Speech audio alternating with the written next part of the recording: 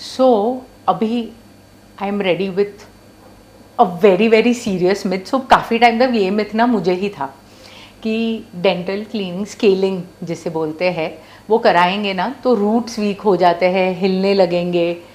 तो होता है ना ऐसा?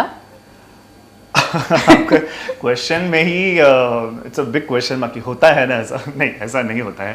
सी, डेंटल क्लीनिंग को हम लोग स्केलिंग कहते हैं. ओके, स्केलिंग मतलब आपके दांत के बीच में जो कचरा अटका हुआ है उसे क्लीन किया जाता है विद अल्ट्रासोनिक मूवमेंट्स. अब बेसिकली पहले विल स्टार्ट विद ये कचरा अटकता क्यों है. ओके, आप जो भी खाना खाते हो, your toothbrush cleans 80 to 90% of the tooth surface. फिर भी कुछ खाना वहाँ पे रह जाता है. ओके, और आपके दांत के पीछे there is a salivary gland जहाँ से थूक बाहर निकलती रहती है which is rich in calcium. So over a period of time आपके दांत पे एक प्लाक का लेयर बन जाता है विच हार्डन्स अप विथ कैल्शियम. धीरे धीरे उसको कैलकुलस बोलते हैं. ओके, अब ये दिखता दांत के जैसा ही है. It looks whitish yellow in nature. So आपको लगता है ये तो दांत का ही पार्ट है. Over a period of time आपकी आंखें भी उसके साथ हैबिचुअल हो जाती है कि ये तो मेरे दांत का ही पार्ट है, ये मेरा दांत ही है.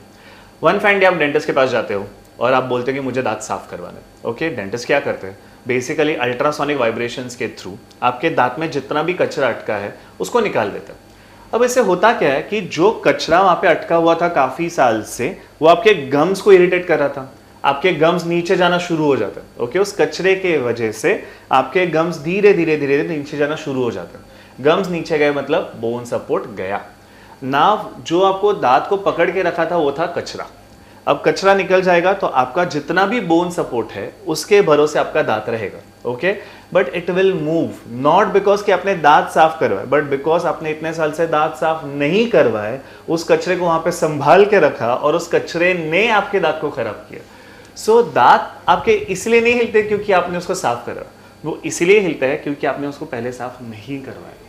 सो इसका मतलब है वो हिल तो किसी और रीजन से रहे हैं, बट गैप्स तो क्रिएट होते ही है ना वो स्केलिंग करते समय. नहीं, बेसिकली कैसा है, जैसे मैंने अभी बोला आपको कि आप जब तक दांत साफ नहीं करवाते वो कचरा वहां पे जमा होते रहता है.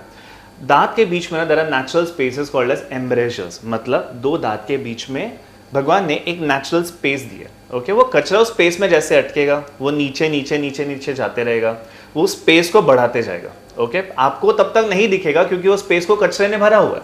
जब आप उस कचरे को निकाल दोगे you will see there are spaces between your teeth. Okay, वो टीथ के बीच में स्पेसेस नहीं है, वो आपने इतने साल से कचरा वहां पे अटका के रखा था. उस कचरे ने आपका गम लॉस करवाया और अचानक से कचरा चला गया कि आपके टंग को थोड़ा नया फील होता है कि there is something new, something different. तो डेंटल क्लीनिंग, डेंटल स्केलिंग के वजह से ना तो आपके दांत हिलेंगे, ना आपके दांत के बीच में स्पेसेस क्रिएट होने वाले. बट अगर आप नहीं क्लीनिंग करोगे तो ये सब पक्का होने वाला है.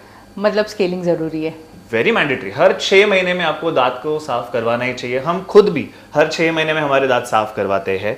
और पेशेंट्स जिनको हैबिट्स है, जैसे पान, गुटखा, तंबाकू, मछली, इन चीज़ों का हैबिट्स है, उनको हर 3 महीने में अपने डेंटिस्ट को मिलना ही चाहिए. Because you have no idea कि ये चीज़ें आपके दांतों को और मसूड़ों को बहुत खराब करती है. So please visit your dentist.